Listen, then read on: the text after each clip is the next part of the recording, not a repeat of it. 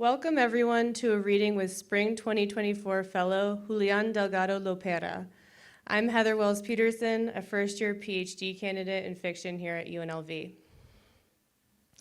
I want to begin by thanking BMI's donors, Miriam Shearing, Beverly Rogers, the Rogers Foundation, and the College of Liberal Arts at UNLV. I had to practice saying that line like 100 times. Liberal arts. This program is also funded in part from the support of Nevada Humanities and the National Endowment for the Humanities. Thanks so much for coming out tonight.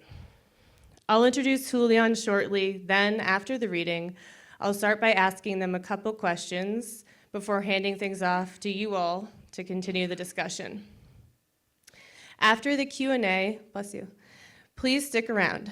Julián's book will be available to purchase upstairs at Segway, and they'll be signing books there as well. You're also invited to reception in that same area. Please take a moment right now to silence your cell phones, and we'll begin with our land acknowledgement. The University of Nevada, Las Vegas wishes to acknowledge and honor the indigenous communities of this region and recognize that the university is situated on the traditional homelands of the Nuwu Southern Paiute people. We offer gratitude for the land itself, for those who stewarded it for generations, and for the opportunity to study, learn, work, and be in community with this land.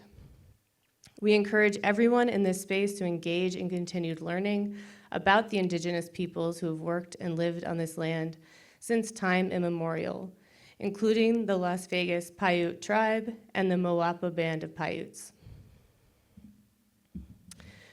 Julián Delgado Lopera is the author of the New York Times acclaimed novel Fiebre Tropical, the winner of the 2021 Ferro Grumley Award, and a 2021 Lambda Literary Award, and a finalist for the 2020 Kirkus Prize in Fiction and the 2021 Aspen Literary Prize. Could have left some awards for some other people.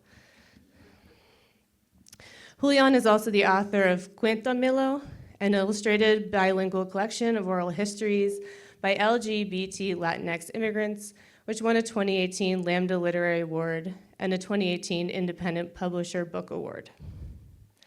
Julián has received fellowships and residencies from the National Endowment for the Arts, Black Mountain Institute, Creative Work Fund, Hedgebrook, California Arts Council, San Francisco Arts Commission, Headlands Center for the Arts, Brush Creek Foundation of the Arts, Lambda Literary Foundation, and Yerba Buena Center for the Arts.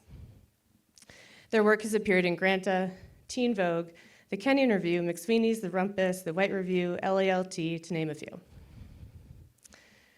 They're also the former executive director of Radar Productions and one of the founders of Drag Queen Story Hour. Thank you. They've been curating queer history projects in San Francisco for over 10 years. Born and raised in Bogotá, Colombia, Julián resides in San Francisco. Julián's 2019 TED Talk, The Poetry of Everyday Language, begins with their family, multiple generations of women, sitting around the table talking. They use grand gestures, made-up words, yell and cry, as they narrate a similar experience, but with different word choice, different rhythm, different tune, and different music. Julián describes how this expansive approach to language was stifled and mocked when their family moved to the States, where English is rigidly policed.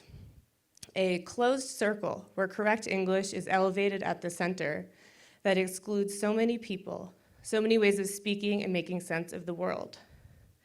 The purported purity of the language is protected at all costs and serves to reinforce hierarchies, both when spoken and on the page.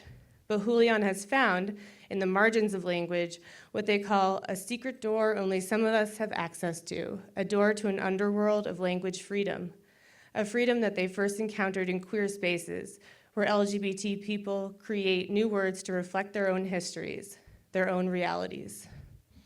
Julián encourages us to celebrate the particularities of our language wardrobes, which reflect our individual backgrounds, experiences, and communities. And they see possibility in language as a process of creativity and expansive belonging. We find this possibility in the place where languages meet, a place of surprise and magic, where we might tune into the ways each one of us speaks, the many different ways that each one of us makes sense of the world. I'm going to talk a little bit about Fiebre Tropical in that context. Julián told me that they're not reading from that novel, they're reading from a new work, which is exciting. But that's the book that's going to be for sale. So if you haven't read it yet, hopefully this convinces you. This possibility of language is beautifully realized in Fiebre Tropical, which demonstrates and celebrates the glittering possibilities of language. There is the internal language of Francisca, the teenage narrator, a language that strains against the claustrophobic borders of her life in Miami, a life limited to the Heather Glen apartment complex and its sad pool full of disaffected teens and mutant ducks, church services and youth groups at the Iglesias Cristiana Jesucristo Redentor, and trips in a dirty white van to save lost souls as they wander in sin through the Walmart parking lot. There is Francisca's shared language with Carmen, the pastor's daughter, shit-talking filtered through evangelical bombast. Diosito, thank you for today's blessing. Padre, thank you for letting Paula trip in the bathroom. Gracias, mi rey, for keeping Wilson from staring all day at Carmen. Homegirl needs a break. And yes, for those who haven't read it yet, Francisca does fall in love with the pastor's daughter. This novel does not disappoint.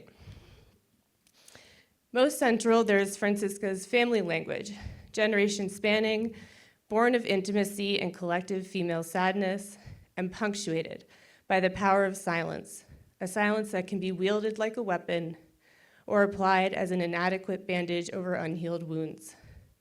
This is a family that believes in language as creative force, in language as manifestation, a family through which runs a refrain that acts as both instruction and warning. Words have power.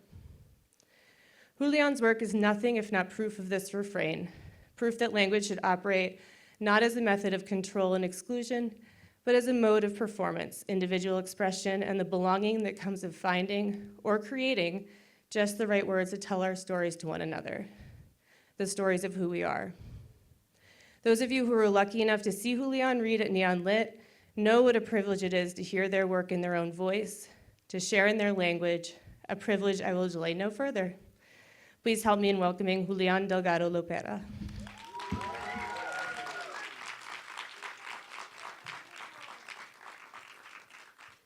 Oh, that was so beautiful. Thank you so much, Heather. Hi, everybody. I'm Julián Delgado Lopera. I'm so excited to be here. So first, I just want to thank you so much. That was so beautiful and so just beautifully articulated stuff around my work.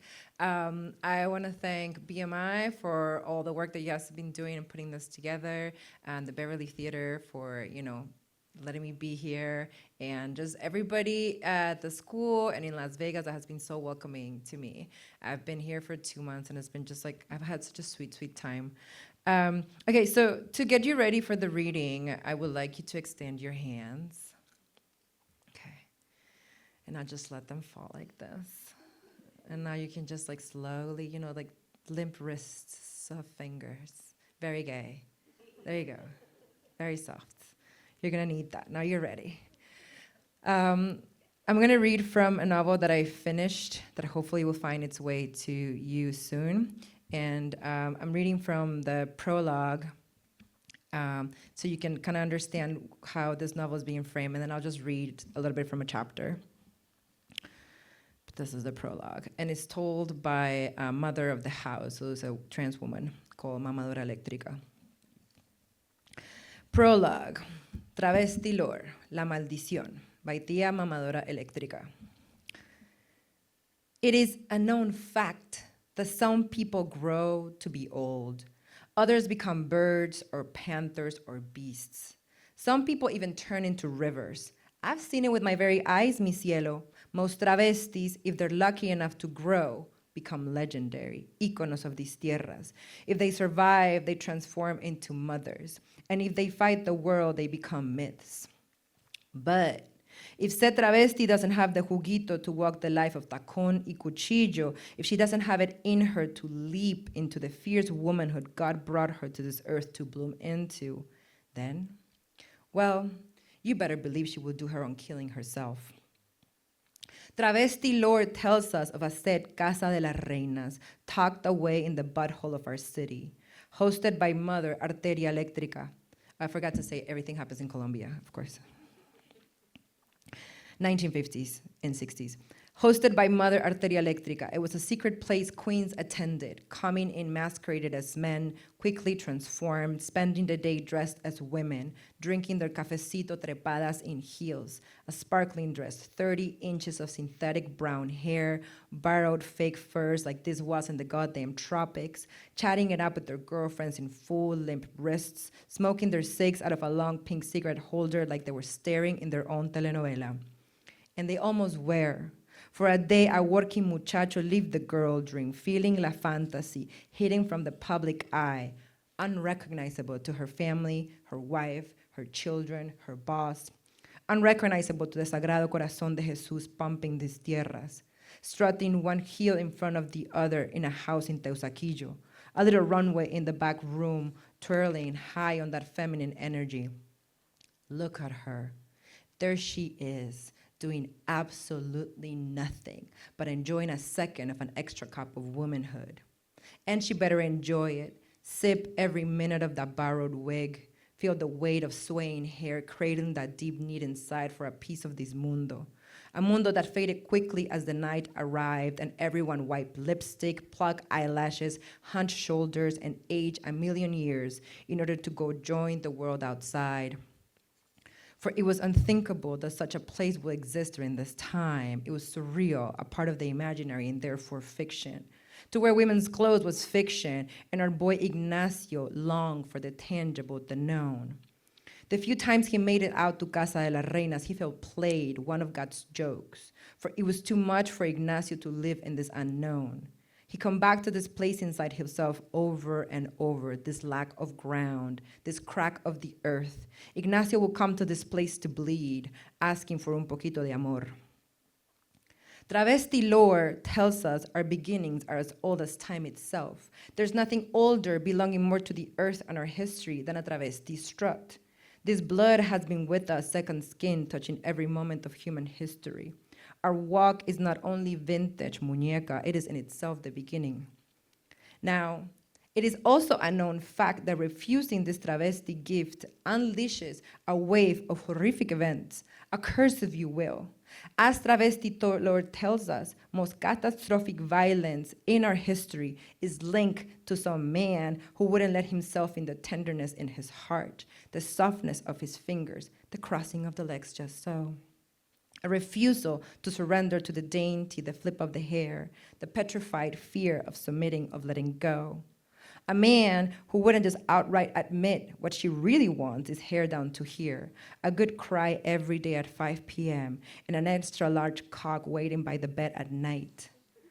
A body in deep need of love, wanting to be held, acknowledged, but instead grabs desperately for admiration, to act like a man, be seen like a man, to get an erection, to penetrate. Most of the spilled blood down in these tierras can be traced to this refusal of feminine sass and ass, this calcified grief grinding our people's bones as they reject the sacred travesti gospel, as they accept and marry shame in the name of the Father and the Son and the Holy Spirit, and are therefore chained forever to hunt that which they continuously run away from. For behind every closeted self-loathing faggot, there's a travesti he's completely consumed by. It is a known fact that the queens who refuse their destiny are cursed forever, hunted by ghosts. Rejection turns itself inward, a bullet to the heart of said queen, and unleashes, per travesti lore, a river of curses. And what happens to the children of these men, the wives of these queens? What happens to the land that gets dominated and exploited by said self-hating closeted faggots? What grows there? In Quechua, the Magdalena River, and that's in Colombia, the Magdalena River is called Huaca Ayo, the river of tombs. And the Magdalena River has been, since the Spanish genocide of indigenous and enslaved Black people, the waiting waters of the dead. It carries the ghost of 500 years of wars, led in part by these self-hating queens. It is a known fact that it is the Magdalena River where it all begins, muñeca. The blood, the ghost, the manly erections, the refusal of a fabulous pair of stilettos. Travesti lore tells us it is in the Magdalena where the first record de travestis in the Americas were thrown after being murdered by the Spanish for their difference. And who were these men threatened to the point of violence by these feminine people? Why so much shade? What did she do to you? It is in the Magdalena where the most atrocious crimes against the heart have been enacted. So it is the Magdalena River which now lives as a serpentine scar, a 1,500-kilometer mapping of the load of 500 years of shame these closeted queens have been carrying and refuse to let go. And what is an ancestral body of water to do with so much memory, so much dead weight? Encarnacion had a favorite saying she passed down to Ignacio. With all the good people dying every day and God doesn't finish taking my life. Every morning she repeat that. She was a mother to a son, always so close to her and yet millions of miles away. Encarnacion, like most wives and mothers around here, had been touched by the Magdalena and in turn had passed the scars to Ignacio. Ignacio would come to Club Acuario, drink until she couldn't see his fingers and repeat to all of us, con toda la gente buena que se muere todos los días y Dios no termina de quitarme la vida. Valentina, in turn, learned it from Ignacio. Not in words, she learned it as a feeling. Valentina absorbed it. The river coursed through her blood, and it now lives within her. Okay, many things happen. And when many things happen, you can do this with your hands. Come on, go ahead, so I can drink some water. All right. I'm going to read from a chapter then. That's a prologue. It's called the Rulo Onces Club. How do you say rulos in English? Rulos? Curls. No, but like the thing that you make them with. Rollers. The Rollers Onces Club. Rulo Onces Club. Why are you getting all dressed up, mommy? Through the mirror, Encarnacion looked at Ignacio as she tightened the braid. She chuckled at him, shook her head, then sighed. ¿Qué? The Rulo Onces Club is just a bunch of women gossiping and drinking beer. Plus Martica always eats all the roscones. She turned around. Dressed up, his mom looked colossal, imposing, an apparition. A marble statue like those at the Santa Isabel de la Caridad church. First of all, Ignacio, we do not gossip. We exchange information on the barrio, ¿entiendes? And second, mijo, men don't give un carajo about details. On the contrary, women do. Do you think your father ever notices if I cut my hair, if I am using a different salve for my hands, if I am wearing a new skirt I've spent weeks sewing? The answer is no, he doesn't. Rosa, Martica, they do. Sometimes they care too much, but at least they notice. And I notice too, so it goes both ways, she said, moving her fingers back and forth so he understood feminine sass and shade is reciprocal. Ignacio walked behind his mother as she locked their house and opened the door to the tienda. Ma, Rosa called Doris a cross-eyed, ugly girl who won't get a husband and will end up as a maid.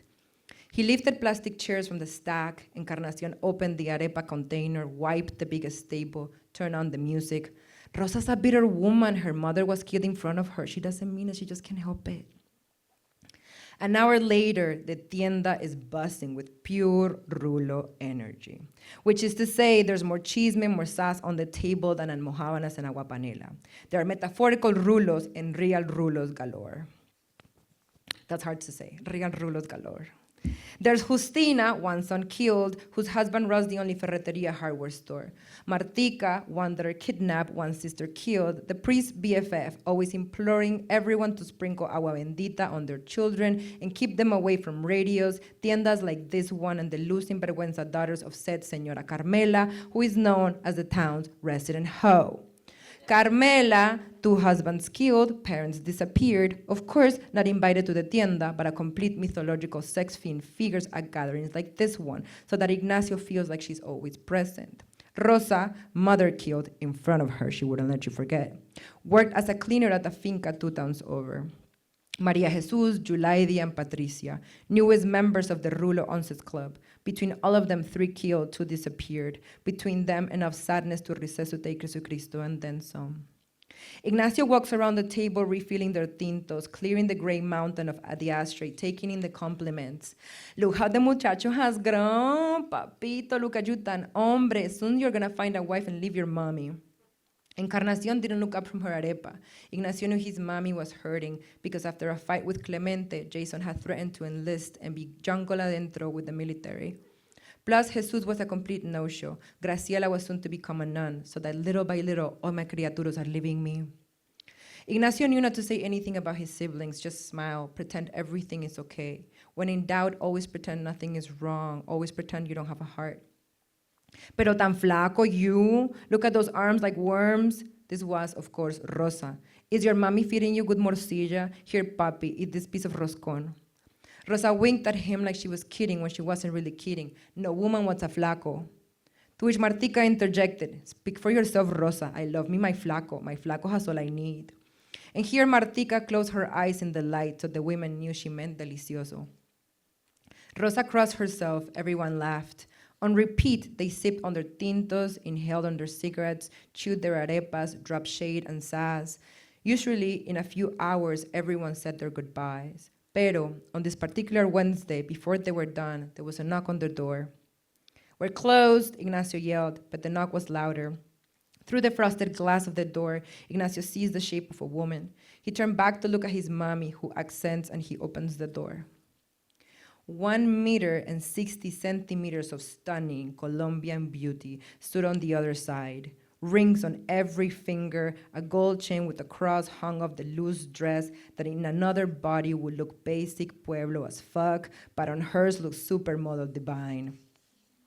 Ignacio couldn't help but gawk at the woman as he opened the door, until his mother cleared her throat. She introduced herself as Lucrecia, their temporary neighbor, who was staying at his brother-in-law's house next door with her kid and husband, while said husband was in a military post nearby for the season.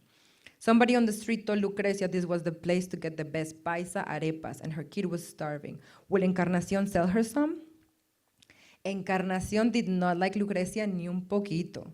Encarnacion did not like Lucrecia, and Ignacio could tell his mommy didn't like this vecina from the way Encarnacion smiled with no teeth and rubbed her thumb and index finger together in a loop. That, together, was his mommy's social code for absolutely not. The Rulo Once's club at the table seemed confused and uncomfortable. Lucrecia waved at the rest of the women who smiled thinly, relit their cigs, and kept sipping on their tintos in silence as Encarnacion asked Ignacio to pack some arepas for Lucrecia. On the house, Encarnacion said to the vecina. Lucrecia insisted on paying for them, and Encarnacion insisted that giving her the arepas was exactly what our Lord Papi Dios would want. Emphasis on Dios. The entire table muttered a soft amen. Encarnacion would later tell Ignacio that she didn't want that woman's money. Who knows what kind of chancuco she runs with that face? As he packed the arepas, Ignacio took glances at Lucrecia. The plucked eyebrows, perfectly manicured nails, the soft hand movements as she tucked her hair back, the shiny rings and earrings that accentuated her already beautiful face, the long shiny mane of gorgeous hair. He was very confused by this pool. It didn't feel like it did around other girls, what his brothers called the women's sex pool on them. It was a different kind of attraction. Ignacio took his time wrapping the arepas, catching Lucrecia's beauty, wanting the beauty to seep into him. No, he definitely didn't want to fuck this woman as much as he wanted to wear this woman. Like he wanted to unzip Lucrecia's face and try it on for a second. Try on the hair. Feel the softness of pointing at an arepa with lightness and femininity, like you just did. Could this be, ay mi Dios? The thought paralyzed him in terror. Ignacio, Encarnacion burst his bubble. We don't want to keep a customer waiting. We don't want Lucrecia here to think we don't know how to run this business. That smile with no teeth again, that rubbing of the fingers. Encarnacion cared too much about what people said. She sent him that apúrate muchacho look of hers. Before leaving, Lucrecia complimented Encarnacion's tienda, which Encarnacion would later tell Ignacio she took as this woman making fun of her poverty. What? I don't have rings in every finger, but I'm a respectable woman. I have my dignity. After she was gone, the table clawed at Lucrecia for daring to wear lipstick and red, blue eyeshadow, and a black shiny hair that sat on a pumped ass del diablo, impossible to hide. A woman that screams anti-God is how Martica explained it. That right there, Encarnacion said, pointing to the now closed frosted door, is how marriages and families fall apart. A lot of things happen. Lo tenía clavado en el pecho, stuck to his chest. It hunted him. It followed him up at the heel. lifting the Coca-Cola bottles at Encarnacion's tienda, while listening to his teacher and even terrifying him by showing up at the soccer matches. Ignacio couldn't shake away the feeling now. He was, lo que se dice, jodido with feeling.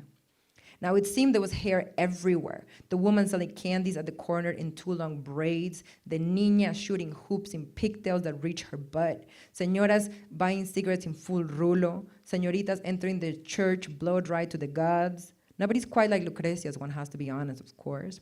That hair was immaculate, but still, all of a sudden every woman in the pueblo wore an incredible hairdo, thick brown hair aplenty. And then there was that little buzz from deep within him that wanted to swing a long mane of hair. What was it with the long hair? He didn't know, and he was terrified to find out. After Jason left for the military, Clemente went on a drinking and beating rampage. You get a beating, and you get a beating, and everyone gets a beating. Like the entire familia won a contest whose prize was to get juguetes smacked by Clemente. Spent and exhausted, Clemente left again, carrying bags of chicharrón and arepa he packed for his business trip. This time, nobody stood by the door to wave him goodbye as he got on the bus. Daddy now gone, Ignacio locked himself in the bathroom. The first few times, he just stood there, not doing much except scrutinize and make ugly faces at the flaco freckled brown boy reflected back by the smudged small mirror, the sunken eyes. He brought his soccer jersey into the bathroom and placed it around his head. Chuckling, he looked like a nun. Gross. He tucked in the sleeves, then swung the orange jersey hair to one side. There, he squinted. A flaco boy with a jersey on his head. He looked ridiculous. There was something missing. Lucrecia came back with force, and this time he allowed the memory.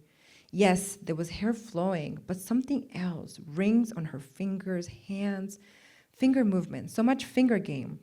Dainty feminine fingers touching her hair, pointing to the arepas. Fingers that moved slowly, like water could drop from them, as if there were no bones, but a ribbon pulling at them lightly. Ignacio mimicked Lucrecia's fingers. He turned his hand over, but it just looked like he was asking someone, "What's up?" Slow, he told himself, gentle, again and again. Ignacio let his fingers hang dainty, hang effeminate, limp wrists, let one finger tuck the jersey behind his ears, just like Lucrecia had done. There it was. The hair needed the fingers needed a softness he had no experience in. Something clicked. Danglish girly fingers in slow motion. Stopping himself in terror of what he saw, how beautiful and tender he was, Ignacio yanked the jersey again and left the bathroom. Now there seemed to be no turning back. Ignacio returned to the bathroom, the terror that someone, one of his siblings, Encarnacion, will catch him with fake hair haunted every second of this dainty finger hair fantasy. What was so wrong about this? What exactly was he doing? A él ni le preguntes. Ignacio didn't understand, but he knew there was something really wrong in trying on hair and moving your fingers like a woman. Improper, inappropriate, almost criminal. It was so wrong, he's seen boys and men get beat up at his mom's tienda for it. He's seen security Carlitos lift a man that while drunk admitted to wearing his wife's dresses, only sometimes, when she wasn't there. It was really late. Ignacio and Carlitos were the only ones there. When hearing such confession, Ignacio lifted his eyes in shock, and before he could blink, Carlitos had the dress-wearing dude by the neck, and after a couple of punches, threw him out, asking the cross-dresser to never come back. This is a decent establishment. Yeah, Ignacio ran out and spat at the dude. Go home and don't come back with your bullshit. Carlitos had ruffled his hair. You're a good kid, Ignacio.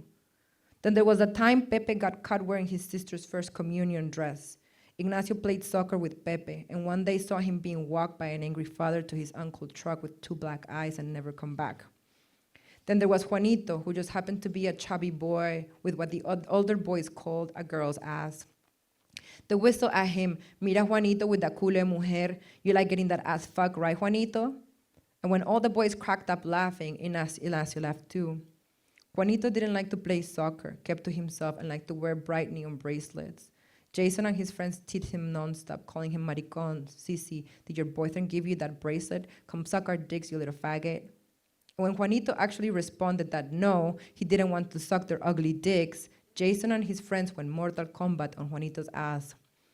Ignacio remembers picking up one of Juanito's neon print bracelets from the grave afterwards. Don't touch that shit. Jason had ripped it from his hands. That motherfucker's contagious. There were too many names to add to the list of boys who had been teased or beaten for the way they pointed with their fingers. Needless to say, Ignacio was not like these boys. He couldn't be like these boys. Ignacio was just hunting a feeling that had to be contained to that bathroom. But how can dainty fingers cause so much emotion? Thank you.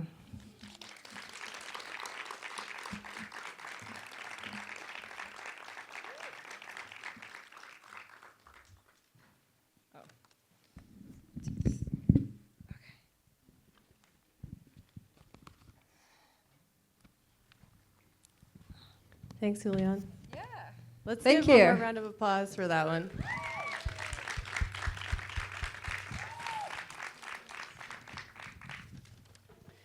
So you said we could just sit here and talk shit. Do you want to start doing that? Yeah, we just said we're just gonna sit here and talk shit, and I'm really good at doing that. So, hi everybody, how's it going? How's everybody doing? So now that I've heard that reading,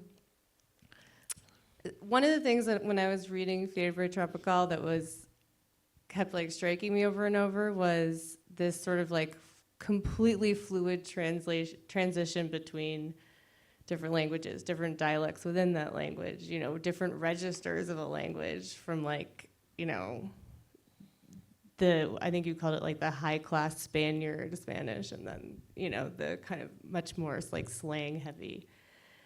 And in this reading that you just did, same thing. It's like this kind of like dance that you're doing with the two languages. And was wondering if you could talk a little bit about your process for that. Like, it feels completely organic. And it feels to me, as someone who like speaks Spanish, you know, that even if I didn't know a word, I could still kind of pick it up. But I was hoping you could talk about like your process of deciding how to do it, when to kind of translate things, when to let it sit, you know, that kind of thing. Yeah, I mean, so I've always been very fascinated by like the way that people speak, and I love the signs, like written signs. I love overhearing people speak. Since I moved to the US, I've always lived in like immigrant communities everywhere, and I love that immigrants translate things with the grammar from their native tongue. And so, you know, I've lived in Miami and now in San Francisco. And depending on the like neighborhood that you're in, you're gonna see like the translation grammatically in another language, and I love that. I've also was just like really had an ear to pick up amazing things that people say, and I've been writing things down since I was a child, and I didn't know why I liked writing things down. You know, like my grandma would always tell me that she was always like, why are you writing this stuff down? You're gonna put it on the internet, and like you whenever in English, she's like, you're gonna put my shit on the internet in English. And I would just sit there, and you know, my family, when I was a kid, I was like the oldest of the grandchildren, and they would bring me into the group of all the women, and they would just be talking so much, and they were just such good storytellers, such good shit talkers. And I think I just really developed a love for this kind of natural rhythm that happens with, I don't know, like this like rhythm that happens a lot with people speak, and with like language that doesn't seem like it's appropriate for literature, basically.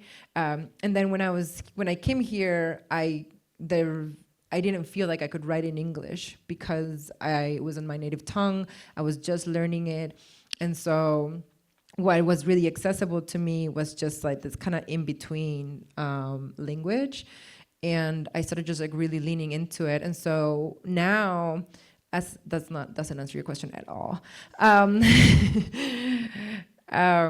but it's, you know, now it's mostly just like, I do think that because I've been doing it for a long time, some of it comes in naturally, but I edit a lot.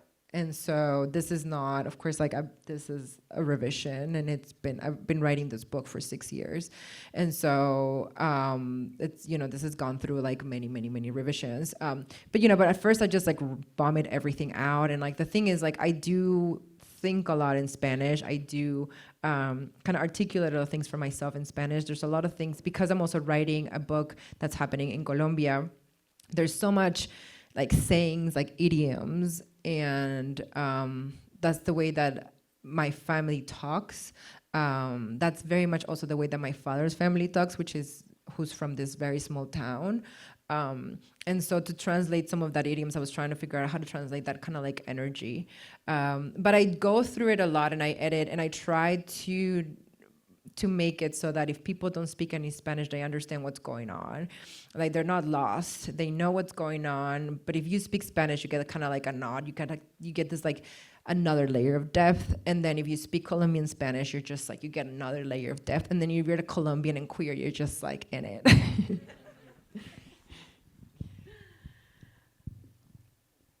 Yeah, I think I'm like processing everything. That was a great answer.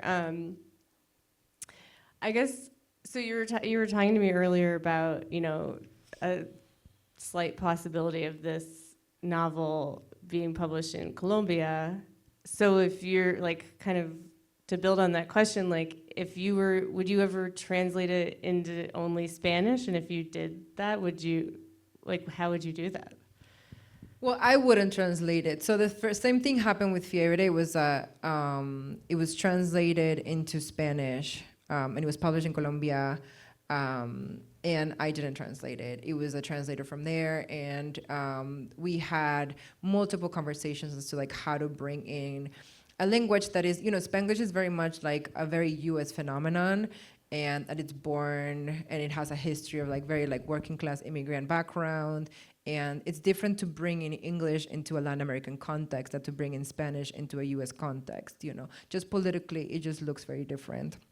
And so we had to have these conversations around class and how things were feeling differently. And so that was really interesting. And, there was like, how do you translate homegirl into Spanish? Into we had, I think, like 2 meetings just on that word. And so we did end up including English, but it was a very specific moment that it would come in. But I don't do the translation of my books. I mean, I don't think the translators get enough credit because they're literally like rewriting books. Like it's kind of amazing the work that they do. I agree. Yeah. How did you translate Homegirl into Spanish? Do you remember? It was in one word. It would just depend on the way that it was used every time. So it wasn't one word the way that it is in Fiebre, which is just like, I use homegirl many times, but this time it was just like, I don't know how to say it. In English, it would be really hard to describe because sometimes in Spanish, you don't have to use, you wouldn't have to say who you were referring to. So for instance, you in English would say like, the homegirl was pissed. In Spanish, would say like, estaba emberracada. Like you didn't have to even mention her, And so we went around it sometimes like that. But it was just a fascinating exercise on the possibilities of each language. And it's just like stunning to me how like translators are literally like writing the books all over again.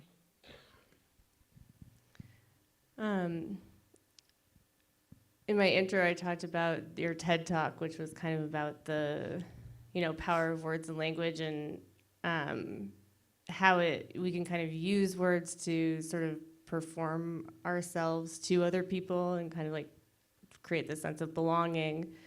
So I was wondering if you could talk a little bit about, you're such an amazing reader. Thank you.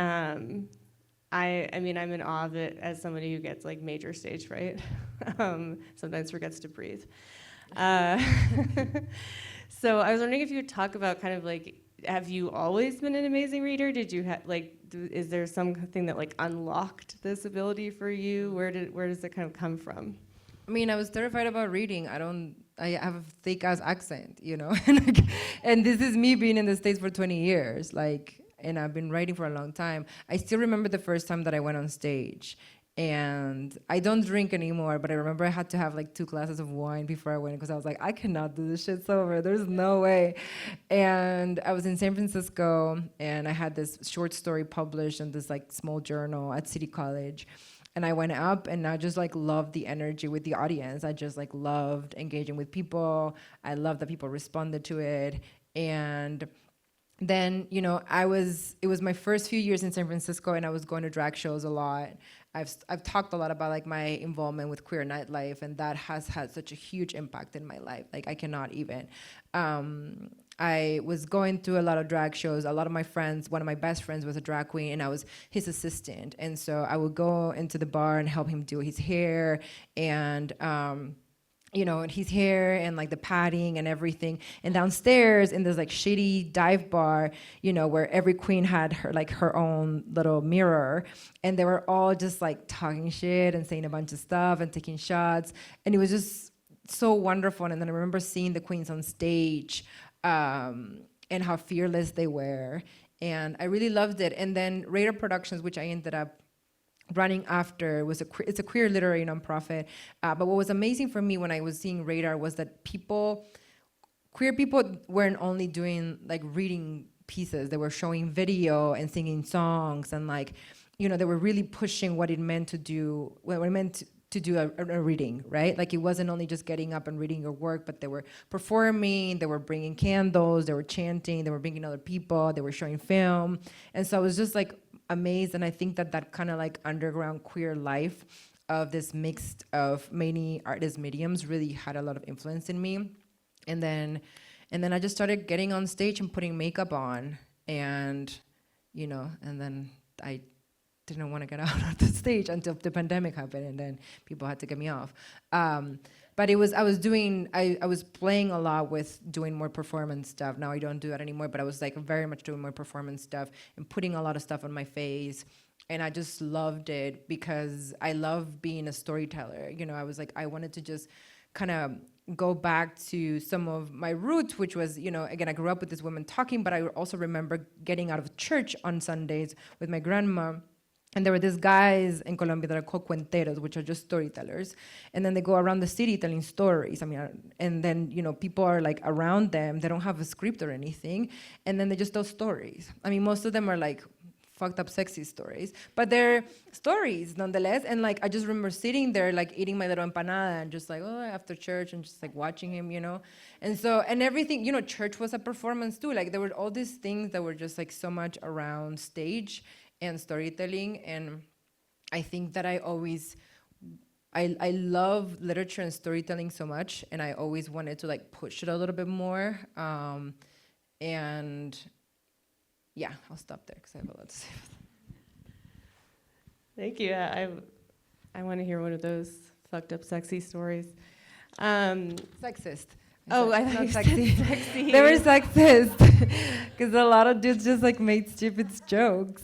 But I was a kid, I didn't know any better. I was like, sure, you get out of church, you get your empanada, you hear fucked up and sexy then sexy stories. Yeah, I feel like church and sexist stories go hand in hand together. It was like an extension of it. That's true.